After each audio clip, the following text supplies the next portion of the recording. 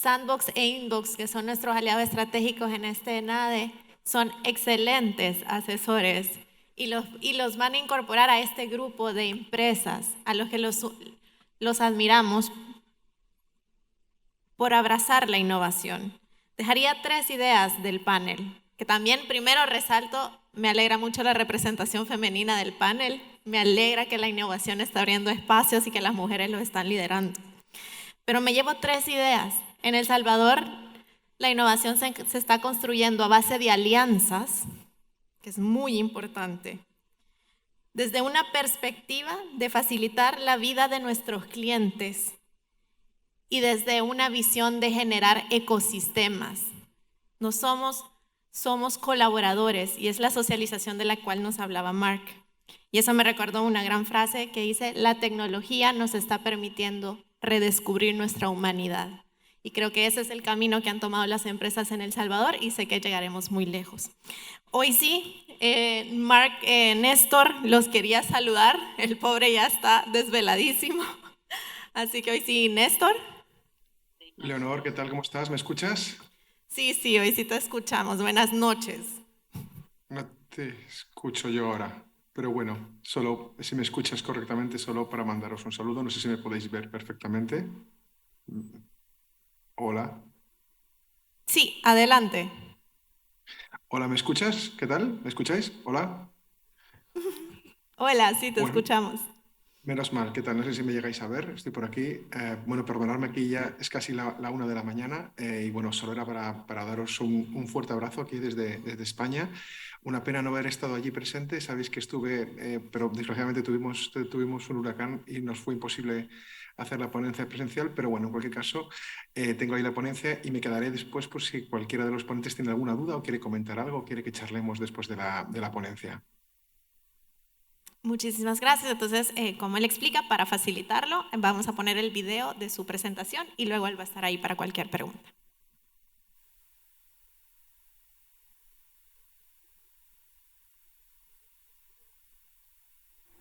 Muy buenas a todos, bienvenidos, gracias por vuestro tiempo. Me gustaría compartir con vosotros un conjunto de aprendizajes que hemos tenido en los últimos años trabajando en consultoría de innovación para poder entender cómo ayudar a las compañías justamente a eso, ¿no? A innovar, a digitalizarse, a transformarse, a ser más ambidiestras. Hablaremos de estos puntos. Lo único que quería expresaros antes de empezar es mi profunda pena de no estar presencialmente allí con vosotros. Bien sabéis muchos que estuve físicamente en El Salvador para el evento. La idea era estar allí con vosotros de forma presencial, pero bueno, desgraciadamente el huracán nos impidió poder desarrollar el evento en condiciones, así que hemos tenido que moverlo. Y bueno, pues las tecnologías, en este caso la digitalización, no pasa nada, me permite estar con vosotros el día de hoy y compartir todos esos aprendizajes, en este caso, de forma digital. Así que bueno, dicho lo cual, me gustaría tocar algún conjunto de elementos que creo que son interesantes y me gustaría, en esta charla, despertar el interés de los empresarios, directores, directivos que estáis en la sala, para poder ayudaros a dar estos pasos, a entender que la innovación es un elemento urgente. Hoy no se pueden entender los negocios si no tienes una componente orientada a la innovación. De la misma forma que no se pueden entender los negocios si no tienes una componente de marketing, o no, si no tienes una componente de calidad, o si no tienes una componente de finanzas y orden en tus finanzas.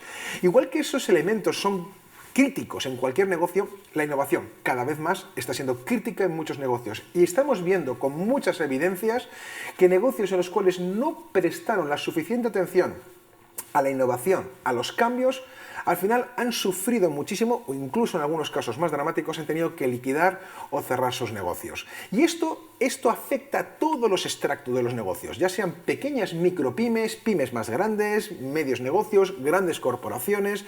De alguna manera o de otra, la innovación afecta a todos los niveles. Pues esto es lo que consiste en esta charla. En esta charla me gustaría compartir con vosotros, de esta manera, aquí que aparece, este fenómeno de cómo ser ambidiestro en la innovación digital. Así que me gustaría hablaros un poco justamente de eso, de digitalización, de ambidiestralidad, de innovación. Y para empezar, vamos a resolver qué es esto de la innovación. Porque sí que es cierto que la innovación se puede apreciar, se puede entender de muchas formas, de muchas dimensiones, de muchas aristas. Y ese es un primer punto fundamental. Muchos empresarios piensan que lo único que es innovador es lo que digitalizamos, y esto no es así. Cierto es que las tecnologías orientadas a la digitalización nos han permitido acelerar negocios, nos han permitido innovar y de forma disruptiva, y veremos algunos ejemplos y casos, pero ojo que no toda la innovación es digital. Hay mucha innovación que no tiene que ver con la digitalización, pero que sí se apalancan como un medio. De la misma forma que hay tecnologías como, por ejemplo, no sé, la luz, que es una tecnología de carácter industrial que distribuimos por todo el país, bueno, pues que nos hemos tenido que adaptar a ella, ¿no? Y por ahora pues nos está dando muy buen resultado. Lo mismo ocurre con la digitalización. Vamos a primero a hablar de esto de los tipos de innovación. Así que vamos a entender la innovación como la forma de crear valor de manera nueva, diferente, y vamos a entenderlo con diferentes ángulos, con diferentes perspectivas. Por ejemplo, uno puede innovar simplemente en el modelo de negocio, es decir, modificando algunos de los elementos de cómo cobro, por ejemplo, a mi cliente. Un buen ejemplo de esto es Dollar Shave Club. Dollar Shave Club es una compañía que fabrica maquinillas de afeitar. Pero fijaros, aquí lo interesante es que en vez de tener que ir tú al supermercado, al retail, a comprar esta maquinilla de afeitar o este paquete de maquinillas, lo que hacemos básicamente, o lo que hace Dollar Shave Club, es una suscripción. Tú te suscribes, tú pagas todos los meses un dólar, $10, $15, tienen diferentes niveles de servicio, diferentes niveles de producto, y tú pagas $1 todos los meses y a tu casa te llegan tu paquete de maquinillas para poder afeitarte. Han transformado el negocio de las maquinillas puramente transaccional en un negocio por suscripción. Claro, imagínense cuántos productos tienen un valor de suscripción que otros productos, champú, jabones, geles, pero aquí lo interesante es que Dollar Shave Club realmente no modificó el producto, hizo una innovación dentro del propio modelo de negocio. Por cierto, solo como anécdota, fue adquirido por Unilever por casi 1.000 millones. No por su habilidad en hacer las maquinillas de afeitar, sino por su nuevo enfoque en el modelo de negocio, por su innovación dentro del propio modelo. Bueno, también podemos entender esta innovación desde la comunidad, desde una red de clientes. Y un buen ejemplo de esto es los fabricantes de motocicletas Harley Davidson.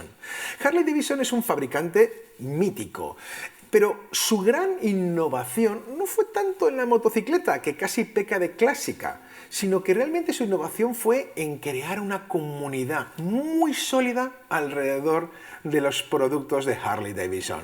Es decir, nuestros clientes tienen absoluta sensación de comunidad, de clan. Bueno, llega a un límite que hay muchos que se tatúan tu marca, tu logotipo en su piel. Imagínense a sus clientes tatuándose su logotipo en su brazo. Pues esto es lo que le está ocurriendo a la gente de Harley Davidson. Ha creado una comunidad muy sólida de pertenencia, de dónde estoy, de cómo me siento dentro de el consumo del producto. Ellos no innovaron en el producto, innovaron realmente en estas comunidades. De la misma forma que han hecho otros, por ejemplo, Nike. Nike innovó muchísimo en crear comunidades de runners, de gente que salía a correr, que había una cultura, una comunidad alrededor de eso.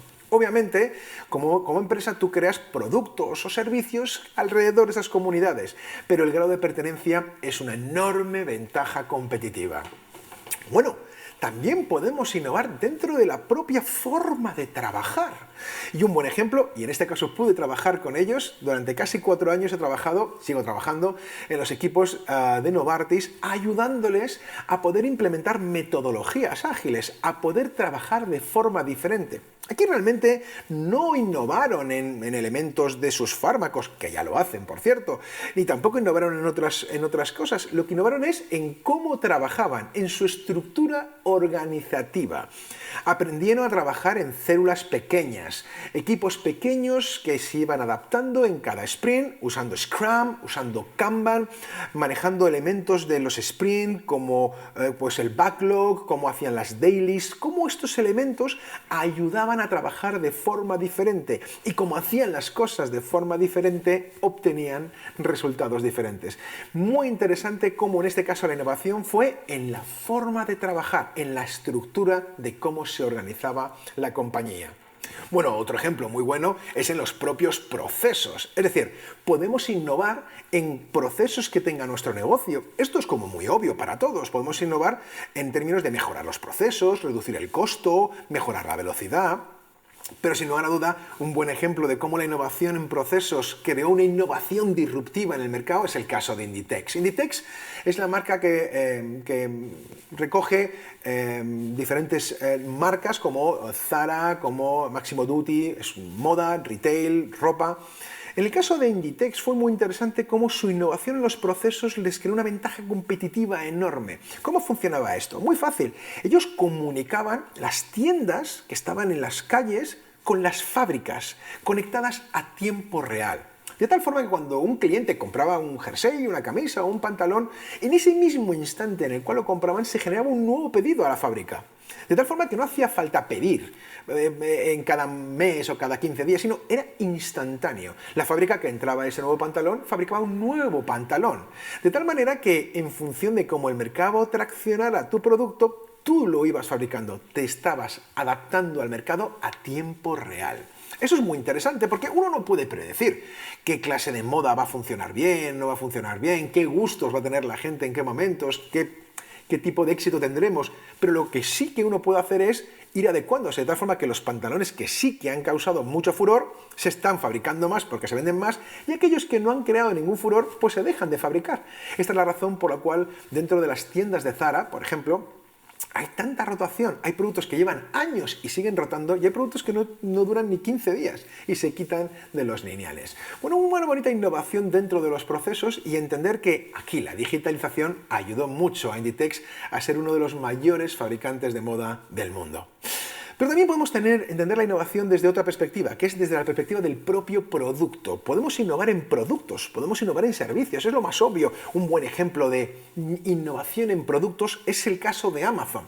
Todos entendéis Amazon como una tienda de libros online, que también venden otras cosas, y bueno, y así empezó Amazon. Pero fijaros, no han parado de explorar nuevos productos. Tenemos Amazon Web Service, posiblemente el web service más importante del mundo. Tenemos un Amazon Prime Video, contenidos, Amazon Prime Now, Fresh, en temas de compras de frescos, de pescados, de alimentación. Tenemos Alexa, de repente Amazon se ha convertido en una compañía que no para de sacar productos o servicios y no para de probarlos. Hay algunos que no les han funcionado. Bien es el ejemplo del caso de Fire, del móvil de Amazon, que no pudo funcionar, no encajó en el mercado. Pero esto no quita que el señor Jeff Bezos, ya felizmente jubilado, esté explorando continuamente nuevos productos o nuevos servicios.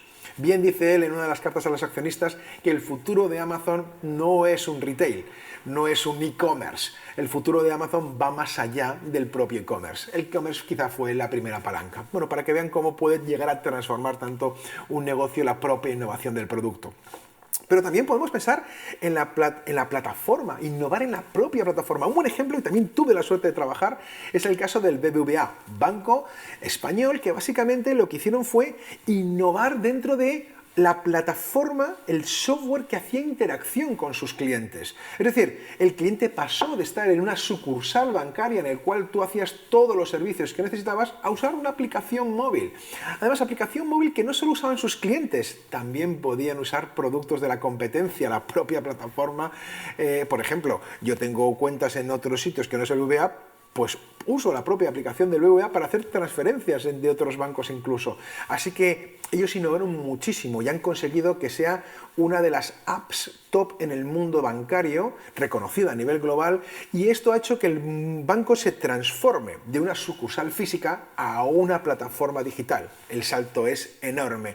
Así que, para que lo sepan, llevo a más o menos 4 años sin acercarme a una sucursal bancaria del BBVA, pero he podido hacer todos los servicios que necesito a través de sus propias plataformas. Buena innovación hay. Ellos no han innovado en los productos bancarios, no han innovado en las tarjetas de crédito, ni tampoco han innovado en los productos como cuentas corrientes o hipotecas o fondos, pero han innovado en la plataforma en la cual me relaciono con el cliente. Otro sitio muy interesante es en los servicios, y aquí el ejemplo es clásico, ¿no? Fijaros, Airbnb ha innovado muchísimo en cómo el servicio es valorado por el cliente, con testimonios. Todos los que trabajáis o usáis Airbnb, seguro entendéis que aquí la clave es que tú ves las referencias, cuál eliges, cómo son tus vacaciones. Es obvio, no han innovado en el propio acto del turismo. Tú sigues yendo a Lisboa, por ejemplo, o a otros sitios, vas a una casa, a un hotel en el cual las habitaciones son bonitas. Esto es lo mismo que hace 10 años. Lo que han cambiado es cómo es la interacción del servicio, cómo han digitalizado el servicio y cómo esto permite que la gente se fíe más de los testimonios que tú puedes leer y de las fotos que puedes ver de a dónde vas a ir, que ir a una simple oficina de turismo que te lo expliquen, que te lo cuenten, que te lo enseñen en un dossier prefabricado y que al final decidas cuando llegues, pues no es lo que pensabas o no es la experiencia que querías. Bueno, pues una bonita innovación dentro del conjunto de servicios, ¿no? Pero yo creo que también un lugar muy interesante donde se innovó mucho es en el canal de distribución. Fijaros, aquí cambia el canal radicalmente. En vez de utilizar un canal físico, en ejemplo los videoclubs que alquilaban películas, bueno, la gran innovación de Netflix fue en el canal de distribución, se fueron por streaming. Así que muy atentos con todo esto porque no para de haber nuevos canales de distribución. Yo sé que muchos ya os sonará esto de la omnicanalidad, ¿no? Estar en diferentes canales, en diferentes lugares. En el caso de Netflix es muy claro, era Internet. Pero ojo porque aparecen nuevos canales, por ejemplo, el metaverso. Es muy interesante cómo muchos clientes empiezan a explorar el metaverso como un nuevo canal de distribución. Esto es como siempre, parecerá una broma. De la misma forma que Blockbuster dijo que ¿quién iba a ver películas en un ordenador desde Internet? No tenía ningún sentido. Bueno, pues ¿veis cómo sí tiene sentido? Bueno, pues esto es lo mismo, es muy difícil predecir cómo va a ser las tecnologías en los próximos años, pero muy atentos porque el metaverso está creando un nuevo canal para vender productos, dar servicios, poder crear valor, atentos. Pero bueno, también podemos entender la innovación desde el propio concepto de la marca, ¿no? Podemos innovar en la marca. Bueno, yo sé que el caso de Apple también innova los productos, pero al final os dais cuenta que hay muchas dimensiones. La marca es una palanca muy buena para innovar. Cómo son los mensajes, cómo son los claims, cómo es el posicionamiento. No tengo que contar nada de Apple que no sepáis ya todos, ¿no? Pero de alguna forma o de otra ha creado una marca poderosísima, pero sobre todo innovando sobre esa propia marca. Y otro lugar muy interesante es en la relación con el cliente. Es decir, que tú llegues a una cafetería y que tengas sofás, que tengas wifi gratis, que tu propio café esté personalizado con tu nombre, son formas de mejorar la relación con el cliente para aumentar esa experiencia y que realmente tomarse un café en Starbucks, aunque cueste $5, sea una gran experiencia. Bueno, están viendo que de alguna forma o de otra todas estas innovaciones que estoy contando son muy diferentes, tienen diferentes ángulos. Las empresas cuando innovan en muchos sitios. Podemos decir que estos tipos de innovación son todos importantes porque son ejemplos muy buenos los que he puesto para daros cuenta que, bueno, no solo estamos innovando en el producto, que es lo más obvio que uno puede pensar. Podemos innovar en nuestro canal, en nuestra red, en el modelo de negocio, en la marca. Podemos innovar en muchos elementos. Y sí, la digitalización puede ser una palanca fascinante para que esa innovación se acelere. Pero antes de meternos justamente ahí es ¿cómo? ¿Cómo lo podemos hacer? ¿Cómo podemos hacer que la innovación digital afecte a nuestro negocio? Porque claro, yo estoy en el día a día, yo estoy atendiendo a mi cliente. Peter Drucker, padre del management actual, decía de una forma brillante que una corporación tiene solo dos funciones básicas. Peter Drucker, solo dos funciones básicas. Decía que era el marketing y la innovación. El resto eran costes para él. Dejen que traduzca un poco la frase de Peter Drucker. Peter Drucker decía que el marketing era dar valor al cliente actual, al que paga el salario, al que paga las nóminas de este mes, ¿de acuerdo? Pero también pensar en el cliente del mañana, la innovación. Porque el cliente del mañana será el que pague las nóminas del mañana. Y si solo fijamos el cliente de hoy, quizá un día nos quedamos sin el cliente de hoy porque hay un cambio tecnológico, un cambio regulatorio, un cambio de tendencias, un cambio de lo que sea, que hace que de repente, ostras, nos quedamos sin clientes de ahora y no hemos atendido a los clientes del mañana. Y justamente sobre esta fase aparece el fenómeno de la ambidiestralidad. Oye, ¿qué es esto de ser ambidiestro? Decimos que una organización ambidiestra se refiere a cualquier tipo de organización que puede abarcar la innovación continua, es decir, explorar continuamente nuevos productos, nuevos modelos de negocio, nuevas propuestas de valor, y al mismo tiempo está maximizando el rendimiento de su negocio actual. Es decir, está hablando de mejorar continuamente. Así que hablamos de mejora continua e innovación continua. Hablamos de la frase de Peter Drucker: el marketing, el producto actual; la innovación, el producto del mañana. Muchos clientes piensan que la innovación solo es mejora continua, y no es cierto. La innovación tiene que ver con elementos muy importantes también en la innovación continua. ¿Cómo lo hacen? Bueno, tenemos dos aproximaciones para hacerlo.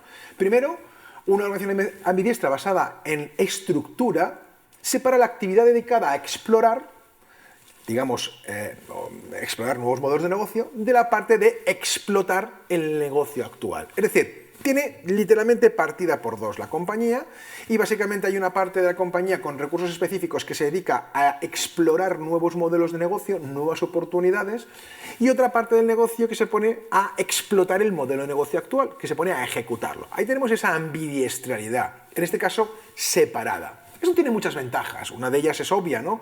Es la eficiencia de estos procesos. La otra parte es, bueno, pues que hago una brecha cultural entre unas áreas y otras áreas. Y esto también afecta.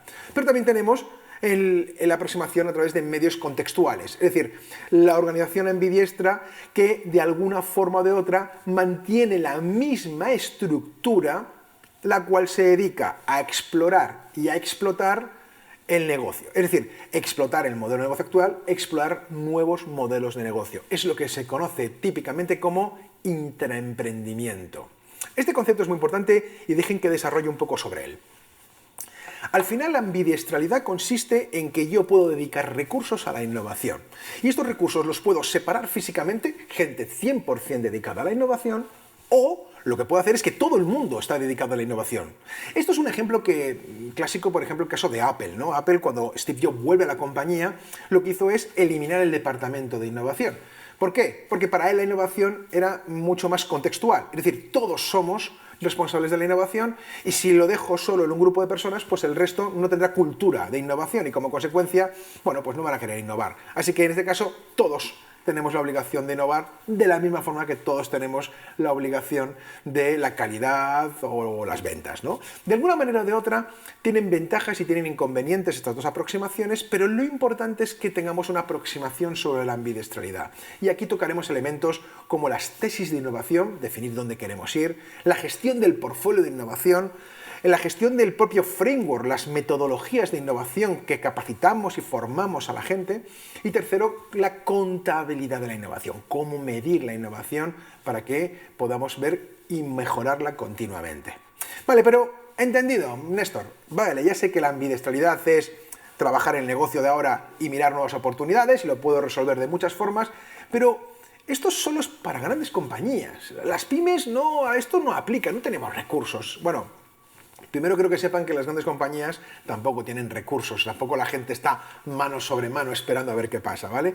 Así que realmente no es una guerra entre gran corporación y pequeña y pyme, ¿no? Sino que aquí hay que adecuar la estrategia. Hay que adecuar la estrategia de intraemprendimiento en función de tu mercado, en función de tu tamaño, en función de tus productos y servicios, en función de tu cultura, ojo, ¿eh? Así que no es que lo pueden hacer los grandes y no los pequeños, no. Tiene que ver básicamente con un conjunto de elementos: mercado, productos, servicios, cultura. Os voy a poner algunos ejemplos para que veáis cómo en algunos sitios lo hemos aproximado. Por ejemplo, en el caso de las pymes hemos tenido algunos programas muy interesantes. Por ejemplo, os pongo el caso del programa E-Cuadrado. El programa E-Cuadrado es un programa en el cual lo que hacían pequeñas empresas, muy pequeñas, en ocasiones no superaban ni los 50 empleados, muy pequeñas compañías, en las cuales para innovar lo que hacían era un programa a través de universidades, ¿de acuerdo? En este caso lo hacía la Universidad de Cantabria, pero hay otras universidades como la Politécnica de Valencia o en Madrid que también se han realizado estos programas y se siguen realizando, en el cual estudiantes del último grado lo que hacen es, se ponen a trabajar en retos que nos han dado estas pequeñas empresas. Estos retos basan por un proceso de ideación, design thinking, lean startup, scrum, hacen un MVP, un prototipo, lanzan al mercado, aprenden. Después esta pequeña empresa va financiando en el grado que puede estos avances de estos proyectos. A algunos no les interesan, los paran, pero los chicos lo han intercambiado por digamos, créditos para su grado. Sin embargo, si les interesan, puedes ofrecerles un puesto de trabajo a estos chicos para desarrollar este nuevo producto. El programa Cuadrado permite cofinanciar la innovación, permite acelerarla, permite captar talento y es un programa muy interesante. Aquí os pongo un ejemplo. Otra universidad que hace muchísimo esto es el TEC de Monterrey. Tengo la suerte de formar y trabajar con muchos docentes y directores de aceleradoras en el TEC de Monterrey y es un programa muy similar en el cual acerca pymes a los estudiantes. Interesantísimo. Otro ejemplo, para que lo entendáis, son los ecosistemas de startups. Es decir, que las pymes, no las grandes corporaciones, las pymes se acerquen a ecosistemas. Por ejemplo, aquí en Madrid tenemos el Hub Madrid, hace eventos específicos en los cuales literalmente vienen emprendedores que de alguna forma o de otra nos acercan su innovación, nos acercan su producto, nos acercan su servicio y con esto podemos llegar a acuerdos con ellos, podemos empezar a hacer un programa específico, podemos trabajar en algo. Bueno, de alguna forma o de otra, esta aproximación de las pymes a los ecosistemas de startups es una palanca de innovación poderosísima. En España tenemos muchísimos casos de éxito y en este caso no han sido de grandes corporaciones, han sido de pequeñas empresas que se relacionan con las pymes. Y otro muy interesante es el rediseño de servicios, es decir, utilizar un entramado, un conjunto de consultores que te ayudan a hacer pequeñas mejoras en la innovación. En ocasiones la innovación no supone un gran cambio, sino rediseños, reajustes, repensar, así que nutrirte de consultores que te ayuden de una forma muy aterrizada, muy práctica, tener ese compendio de consultores cercanos, esa comunidad, que te ayude a rediseñar tu servicio, a rediseñar tus procesos, a hacer pequeños pasos de innovación son enormemente interesantes. Así que también este punto 3 lo que quiere contaros es que muchas pymes piensan que no pueden innovar porque la innovación supone un grandísimo cambio y nada más alejado de la realidad. En ocasiones la innovación son pequeños cambios. Nútrete de consultores, nútrete de gente que pueda ayudarte para rediseñar parte de elementos de tu propio modelo de negocio. Y bueno, quizá el clásico es en las grandes corporaciones, que aquí tengo dos ejemplos que he podido trabajar de forma sistemática. Una, los programas de intraemprendimiento y otro, las aceleradoras corporativas. Diferencias. El programa de intraemprendimiento es para empleados, acelera la cultura, mejora la adaptabilidad, ayuda a trabajar de forma más ágil, tienes más oportunidades que puedes financiarlas mejor internamente. Los programas de intraemprendimiento son sin lugar a duda una palanca fundamental de creación de talento, creación de valor, mejora de cultura organizativa, etcétera, etcétera. Además de que están orientados para poder innovar continuamente. Esto es crear la innovación desde dentro hacia afuera, ¿vale? Y después tenemos las aceleradoras corporativas. Aquí tenemos los Wayra de Telefónica, los Fondos Emprendedores de Repsol, tenemos los Explorer del Banco Santander. Son aceleradoras que tú montas, que tú creas, ¿de acuerdo? Y que de alguna forma o de otra esta aceleradora, pues tú haces seguimiento de esas startups, las puedes financiar, ¿no? Las das mentoring, acompañamiento, sitio. Y si alguna te interesa, pues tú puedes relacionarte con ella. Puedes decirle, oye, tu producto lo necesito para mis cosas y se lo compra. O bueno, no. O tu producto lo quiero para mis clientes y te conviertes en un canal. O simplemente quiero ver cómo evoluciona esta tecnología, así que quiero estar muy atento a ver cómo va el futuro en este entorno. Así que programas de intraemprendimiento, aceleradoras corporativas, aquí la clave es la capacitación, la formación de todas tus personas para que puedan innovar. Aquí es el scouting, que se dice, ¿no? La búsqueda de startups para llevarlas y acercarlas a tu negocio. En este caso la innovación es de fuera hacia adentro. Bueno, ahí tenéis un par de ejemplos. Yo solo quería aproximaros para que vierais que la innovación afecta a lo pequeño, a lo grande, cada uno lo resuelve y lo aproxima de formas diferentes, pero todo el mundo se mueve en este concepto de lo ambidiestro, ¿no? Mi negocio actual y nuevos modelos de negocio. Bueno, esto eran un poco los elementos que quería tocar en mi charla, pero me gustaría acabar con una serie de recomendaciones. Permitirme el atrevimiento, ¿no? Una serie de consejos quizá. Consejos que vienen un poco de experiencias que ya he tenido y que he visto cómo han aplicado en muchas regiones, no solo en España. He trabajado mucho en Ecuador, he trabajado en Perú, he trabajado en El Salvador muchísimo, he trabajado también en México, en Estados Unidos, en Europa hemos trabajado también en Francia, en Alemania. Hay varias cosas, elementos en común que me gustaría compartir con vosotros. Así que dejar que me atreva a dar 5 consejos para mejorar tu ambidestralidad, tu capacidad para poder innovar. Venga, muy rápidos, para que queden como líneas de trabajo en la cabeza de los que me estés escuchando. La primera, el talento. El talento. Búscalo, atráelo, reténlo, déjale hacer, déjale que corra. Si traes a alguien bueno, es porque piensa mejor que tú. Déjale que piense él, déjale que haga él. Atrévete con él a hacer cosas. Pero el talento es una palanca fundamental. Sin talento es muy complicado. Así que prestar especial atención a ese talento. Buscarlo, atraerlo, retenerlo, dejarle hacer. Esto es una palanca muy importante y que he visto que cuando una pyme, una empresa, una gran corporación dedica tiempo y esfuerzo al talento, el retorno es inmediato y afecta a todos los niveles y a todas las áreas de tu negocio. Así que, primer punto, talento. Segundo punto, mide la innovación. Si no estás midiendo la innovación, no estás innovando. Hay muchas formas de medir la innovación. Tenemos los modelos de Dan Toma, los modelos de Jay Rao. Tenemos diferentes formas de poder medir la innovación, pero es un eje fundamental. Y recordar, cualquier disciplina del management se está midiendo. Tú estás midiendo las ventas, ¿no? Tú estás midiendo la atención al cliente, estás midiendo el tiempo de entrega, la logística, estás midiendo todos los elementos de tu negocio, incluso el grado de buen ambiente que tiene tu empresa con tus empleados. Bueno, ¿por qué no mides la innovación? Es una disciplina más del management. Así que tenemos que aprender a medir la innovación. Quiero que sepáis que esto se ha convertido en una disciplina entera.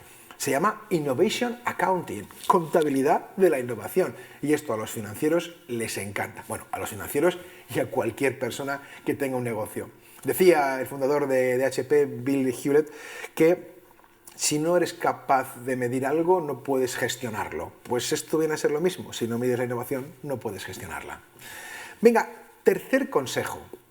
Asóciate, agrúpate, trabaja en hubs, conoce startup. Sal de tu negocio de vez en cuando, no solo para atender al cliente. Busca empresas de tu misma dimensión, haz proyectos conjuntos, dedica tiempo a eso. Dedica tiempo a no solo dedicarte al cliente y proveedor. Hay muchas más interacciones y stakeholders críticos y muy importantes en el entorno de los negocios. Así que atento con esto, sal, conoce startup, busca empresas, colabora, crea proyectos conjuntos, asóciate.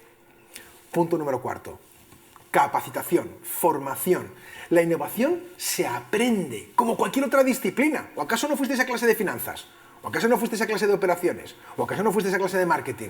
Es una disciplina más del management y se aprende, se adquiere conocimiento y es muy importante que la innovación no acabe siendo una formación de unos pocos, porque entonces solo esos pocos en tu empresa van a innovar. La innovación intenta que llegue a todo el mundo, que todo el mundo pueda capacitarse, porque entonces aumenta tus probabilidades de que alguien, porque conoce métodos, técnicas y herramientas, pueda encontrar una oportunidad e ir a por ella. Y cuando juntas el talento con la capacitación, los resultados son espectaculares. Podéis estar aquí hablando de decenas de casos que he podido vivir después de que un cliente ha capacitado a todos sus, o al 80% de sus empleados, cómo en menos de 3 años el impacto en sus cuentas de resultados eran espectaculares. Mejora de procesos, mejoras de marcas, mejoras de formas de trabajar, creación de nuevos productos, de nuevos servicios. En el fondo, lo que está ocurriendo es que con los mismos recursos que tenía, talento, con la capacitación y con escalar la capacitación, fue algo muy impactante en el negocio. Así que atentos porque la innovación se aprende y cuanto más gente sepa de innovar, más innovaremos. Así de sencillo. Y venga, va, la última de todas las recomendaciones es ten paciencia. La innovación no es a corto plazo es el modelo de negocio actual, el que paga las nóminas, el cliente de hoy, ese es el corto plazo. Tienes que pensar en medio y largo plazo. Sin paciencia no recogerás los frutos. Muchos clientes quieren empezar a innovar y sacar retorno el siguiente trimestre. Y yo, es que no funciona así. El retorno del siguiente trimestre es tu negocio actual, el que lleva ya 15 años, 20 años funcionando. Para pensar en el cliente del mañana, pues hay que esperar al mañana. Así que, por favor, hay que tener paciencia, porque con la paciencia, pues entonces ocurren los milagros. Bueno, estas eran un poco las ideas que quería transmitiros el día de hoy. Ha sido un verdadero placer. Una pena, pero en muy breve volveré a El Salvador, donde tengo clientes, amigos, socios que seguiremos trabajando y haciendo cosas. solo este pequeño rato que tengo para pues, comentaros algunas ideas o conceptos. En cualquier caso, si queréis que estemos en contacto, si queréis que pues, podamos hablar de más cosas o simplemente, me pongo aquí, o simplemente seguirme en las redes, dejo aquí LinkedIn, ¿de acuerdo? Ya sabéis cómo funciona esto, amigos, tenéis que coger el teléfono móvil, hacéis una foto, como en el restaurante, igual, ¿vale? Y aquí con esta fotografía que estáis viendo, aquí la dejo más grande, me podéis seguir en LinkedIn, y en LinkedIn pues publico temas de tecnología, temas de innovación, temas de ambidestralidad.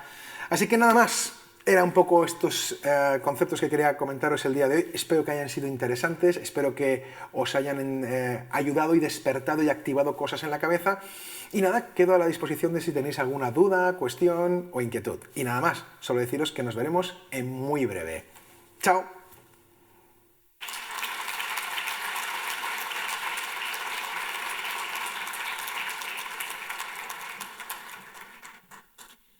Gracias, Néstor. Y en este momento vamos a hacer la conexión de Zoom, él estaba escuchando, porque me han planteado un par de preguntas. La primera, en tema presupuestario, ¿cuánto debo invertir en innovación si es que hay una fórmula? Luego, referente al talento humano, ¿cuáles son las habilidades? ¿Cómo identifico ese talento humano que puede liderar la innovación? ¿Cuáles son me imagino, habilidades blandas del perfil de este talento humano? Y tercero, tengo una pregunta sobre los fondos de inversión y de capital ángel como herramientas para innovar. Bueno, Leonor, ¿me escucháis? Espero que sí me escuchéis correctamente. Vamos a ver, la primera pregunta con respecto a cuánto invertir. La verdad es que cuánto invertir es justamente a lo que se tiene que dedicar el área de innovación. El objetivo de la innovación es gestionar lo mejor posible los recursos corporativos para poder innovar y tener el mayor impacto en la cuenta de resultados. Obviamente, la cifra depende de muchísimas variables. Depende del tamaño del negocio, depende del tipo de mercado, depende del tipo de producto. Obviamente, no tenemos que meternos en unas inversiones tan grandes cuando, por ejemplo, estamos haciendo algunas mejoras en los servicios que cuando estamos creando un producto nuevo desde cero o repensando un modelo de negocio. Pero sí que es cierto que para empezar, porque todos aquí en la sala estaréis esperando una cifra, así que voy a dar una cifra. Para empezar, normalmente los programas de intraemprendimiento solemos manejar cantidades muy pequeñas. Es decir, en las primeras fases de validación, y repito, es en el momento en el cual un equipo de intraemprendedores, un equipo de innovación, tiene una idea que puede ser un producto, un servicio, un nuevo modelo de negocio, un proceso repensado, lo que sea. Antes de implementarlo, pasamos un proceso para validar esta idea, para entender pues, variables que no conocíamos y que afectan a nuestra idea, porque es importante darse cuenta que no todas las buenas ideas tienen mucho impacto o son buenos negocios. Entonces, en ese proceso de validación, las cantidades que solemos dejar son muy pequeñitas. Solemos dejar cantidades por equipo que pueden andar entre los 5.000 a unos 10.000, 12.000 dólares. Digo para que manejéis un poco esas cantidades, ¿no? Y estos periodos pueden durar aproximadamente de 3 a 5 meses. En ese periodo y con esos dólares, el equipo tiene que encontrar evidencias que muestren que podemos dar el siguiente paso. Así que la inversión no es que pongas tú todo el dinero por adelantado cuando alguien viene con una idea nueva, sino que lo que haces fundamentalmente es como un fondo de inversión. Igualmente, rondas de financiación. Tú vas financiando esa iniciativa en función de las evidencias que muestra el mercado. Esto hace que podamos manejar mucho mejor la inversión. Aquí no consiste en soltar grandes cantidades de dinero para ver si esa innovación hace disruptivo el mercado. No funciona así. Lo que hacemos es, vamos dejando periodos cortos de tiempo en el cual vamos financiando algunas iniciativas y esas iniciativas que vamos financiando, pues hay algunas que muestran evidencias de que no interesa el mercado, el producto sale demasiado pronto, o que de repente la tecnología es muy compleja, o lo que sea, o que cambia la regulación. Todas esas evidencias nos muestran que hay algunas ideas que tenemos que ir descartando e iremos siguiendo financiando las siguientes iniciativas que van mostrando buena atracción hacia el mercado. Así que hay que entender que la financiación y la innovación en las primeras fases es muy pequeña y después vamos dosificando esas inversiones en función de nuestros intereses y que realmente el departamento de innovación es el encargado de gestionar correctamente los recursos corporativos para que la innovación tenga al menor recurso y costo posible el mayor impacto en la cuenta de resultados. Vale, esta era la primera pregunta. La segunda pregunta creo que me hablabas un poco de las habilidades, ¿no? Las soft skills que requerimos en los equipos. Pues mira, voy a ponerte muchas y muy amplias, ¿vale? Esto sería la respuesta inmediata, pero como todo el mundo en la sala quiere que me mojen algunas, pues voy a contar las que yo considero que tienen más impacto, ¿de acuerdo? La primera habilidad es la habilidad de aprender continuamente, esta habilidad de estar descubriendo, esta habilidad de estar continuamente explorando, esta habilidad de curiosidad continua. La curiosidad es el motor de todas las personas que están en esta sala. Todos los empresarios y directores que hay en esta sala le mueve una curiosidad enorme para crear productos, para ver necesidades, para resolver obstáculos. Así que una primera habilidad tiene que ver con eso. Esta habilidad se puede nutrir por capacitación, se puede nutrir por experiencia, se puede nutrir por muchas formas. Pero la primera es esta curiosidad infinita para querer descubrir el mundo del mañana. La segunda, y no hay que olvidarla, y esta la aprendemos en el colegio, pero a veces se nos olvida, es el pensamiento crítico. Fíjense que no digo pensamiento creativo, digo pensamiento crítico. El pensamiento crítico es no creernos nuestras propias mentiras. El pensamiento crítico es ver el mundo como es y no como nos gustaría que fuera. El pensamiento crítico habla de empirismo. El pensamiento crítico habla de esta habilidad para poder entender a través de la analítica y a través de la investigación en el campo y en el mercado qué producto tiene sentido y cuál no. Esta habilidad que generalmente nos la enseñan en los colegios, pero se olvida muy fácilmente, es un eje crítico. Y así nos evitamos arrastrarnos por las olas de las modas, evitamos que de repente simplemente el discurso se diluya rápidamente. Y en mi experiencia profesional trabajando en consultoría, les puedo decir que es mucho más relevante en la cuenta de resultados el pensamiento crítico que el pensamiento creativo. Fíjese que aquí yo sé que muchos me van a criticar, pero la verdad es que las evidencias muestran que realmente no estoy diciendo, por favor, no me interpreten mal, que el pensamiento crítico, pero que el pensamiento creativo no es importante. Les estoy diciendo que en mi modo de ver y en mi experiencia el pensamiento crítico ha dado mucho más impacto. Y la tercera es la habilidad sí, la habilidad de poder trabajar en contextos de extrema incertidumbre. Es decir, saber trabajar cuando no tenemos las respuestas a las preguntas. Saber trabajar en un contexto en el cual hay más cosas que no sabemos que las que sabemos. Saber trabajar en un contexto como esto y no estresarse, no enfadarse, no esperar que alguien te diga qué es lo que tienes que hacer, sino que tú ir descubriendo qué cosas tienes que hacer. Para mí estas tres habilidades, curiosidad continua, pensamiento crítico y saber trabajar en contextos de alta incertidumbre, son dos habilidades que no se suele hablar mucho de ellas, pero si lo analizas bien en consultoría de innovación y analizáis algunas corporaciones, os dais cuenta que son habilidades a veces olvidadas con grandísimo impacto, superando la comunicación, superando trabajar en equipos, superando incluso el pensamiento creativo, que repito que esto no es que no sean importantes, simplemente respondo a la pregunta basado en mi criterio y en mi opinión, cuáles creo y considero que son las más relevantes y que se olvidan a veces un poco de que lo son. Y después, creo que la tercera pregunta, Leonor, corrígeme si me equivoco, estábamos hablando de las inversiones, ¿no? ¿Cómo funcionan los fondos de inversión para esto? Bueno, los fondos de inversión, bien saben todos que son instrumentos conocidos desde hace décadas y que funcionan razonablemente bien en función de qué tipo de negocios y en qué tipo de momento están. Hay que distinguir muy bien y dejar que venga con una componente muy europeísta, ¿de acuerdo? Que los fondos de inversión, o los capital riesgo, ¿de acuerdo? Los fondos de inversión con capital riesgo que se meten en negocios que no están cotizados, para que nos entendamos todos, ¿no? Negocios privados, bueno, pues es un instrumento que funciona muy bien, pero en tickets muy grandes, ¿de acuerdo? Es verdad que se ha aprendido mucho, tickets muy grandes, quiero decir, tickets a partir de 4, 5, 10, 20 millones. Por debajo, pues suele haber perfiles menos profesionalizados. Puede ser desde el propio emprendedor, desde la propia familia, puede haber incluso business angels, ¿de acuerdo? Que es un perfil que también funciona muy bien. Hay muchas regiones que es muy fuerte ese perfil, un buen ejemplo Estados Unidos, otras regiones que es más débil, véase España, ¿vale? Aunque estamos mejorando bastante con respecto a los años pasados, pero sí que es cierto que todos estos instrumentos son muy útiles para financiar. Pero déjeme que lleve a otra reflexión. Tenemos mucho conocimiento ya de cómo funcionan estos perfiles, estos fondos de capital riesgo que mucha gente piensa que son fondos hipermillonarios con grandísimos márgenes y nada más alejado de la realidad.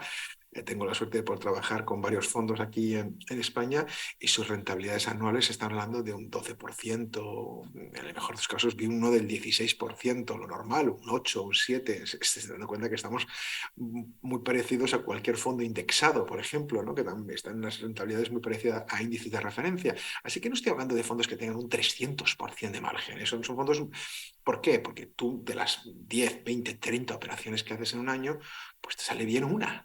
Dos, el resto salen regular o muy mal. Así que tienes que compensar mucho. Bueno, quizá en una operación has conseguido un por 300 o un por 3000, pero bueno, estás compensando 7, 10, 30 operaciones que te han salido mal. Así que por eso se le llama capital riesgo. Pero sí que es cierto, y aquí está un punto interesante, en que todo este aprendizaje no lo podemos llevar a las corporaciones, no lo podemos llevar a las empresas. Me da igual el tamaño de la empresa. Obviamente, si eres una multinacional que estás facturando decenas de millones o cientos de millones, bueno, por supuesto será mayor que si eres una empresa pequeñita que facturas pues unidades de millón o decenas de millón. Pero aquí lo importante es quedarnos con la siguiente idea. Oye, ¿cómo puedo nutrirme del conocimiento que hemos adquirido en los últimos años en los fondos de inversión en capital riesgo para poder evaluar una iniciativa, para poder valorar qué tipo de capital tengo que meter, en qué momentos, cómo decir que no y en qué momento decir que no sigo invirtiendo, en qué momento sigo invirtiendo más? Es decir, podemos hablar del Corporate Venture Capital, pero el Corporate Venture Capital no para participar afuera, que ese se conoce de toda la vida, sino para participar dentro, para participar en iniciativas internas, con la misma lógica que lo haríamos como si fueran startups. Bueno, pues esta es la idea que quiero transmitir. Así que la respuesta a la pregunta es que efectivamente son instrumentos muy útiles, son instrumentos que ya existían y que llevan existiendo y que seguirán existiendo y que ayudan mucho a que la economía siga activándose y siga generando valor y riqueza. Pero, aquí mando la recomendación, deberíamos aprender de estos fondos de capital riesgo, deberíamos aprender para traerlos nosotros. Es decir, bueno, pues este año, con el dinero que he sacado de los dividendos, pues yo qué sé, algo muy humilde, 50.000, 100.000, 200.000 dólares, no hace falta que sean decenas de millones. Bueno, pues esto lo voy a gestionar como un fondo de capital riesgo y voy a internamente mover iniciativas a través de la cultura. Así que les recomiendo alguna lectura de los cientos de libros que hay sobre experiencias en fondo de capital riesgo, cómo evaluar una iniciativa, en qué momentos se financian, qué cantidades se financian, cómo se hace una diligence, ese tipo de cosas que parece mentira, funcionan también de fuera hacia afuera, de la puerta hacia afuera. ¿Qué más nos lo aplicamos a veces o qué más lo he visto aplicar a veces en clientes de puertas para adentro? Bueno, pues eso es un poco la reflexión que quería compartir con vosotros el día de hoy. Leonor, no sé si estás por ahí. Sí, muchísimas gracias, Néstor. Que tengas buenas noches, ya te liberamos. Gracias, un placer. Gracias por tu experiencia y tu conocimiento. Un aplauso.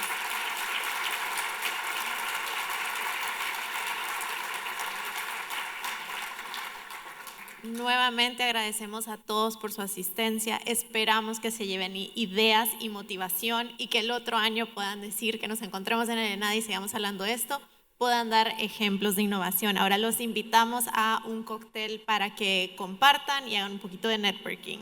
Buenas noches.